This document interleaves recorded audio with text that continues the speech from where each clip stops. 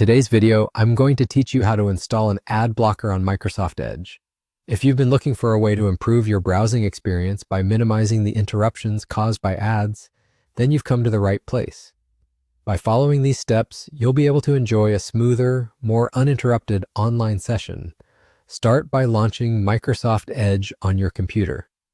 Once the browser is up and running, direct your attention to the top right corner of the screen. Here you'll notice a small puzzle icon. This icon represents your access point to the world of extensions, which are tools designed to enhance your browsing experience by adding extra functionality to your browser. Click on the puzzle icon and you'll see an option that says, Get Extensions for Microsoft Edge. Go ahead and click on that. This will take you to the Microsoft Edge add-ons page, where you can browse various extensions available for download. In the search bar of the add-ons page, type in Adblocker. The results will display numerous Adblocker options. There's a variety of them out there, each offering different features. Consider your browsing needs and preferences when making a choice.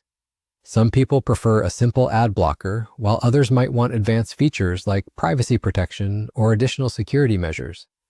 Don't worry too much, as these extensions are generally straightforward to install and use.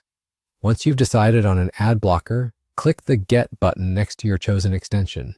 You'll see a pop-up window that provides more details about the extension. On this pop-up, click Add Extension. It's important to note that the installation might take a few moments, so be patient while your browser incorporates this new feature.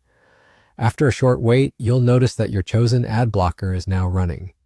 You might see its icon appear near the puzzle icon or get a notification confirming that the installation was successful. And just like that, you're all set.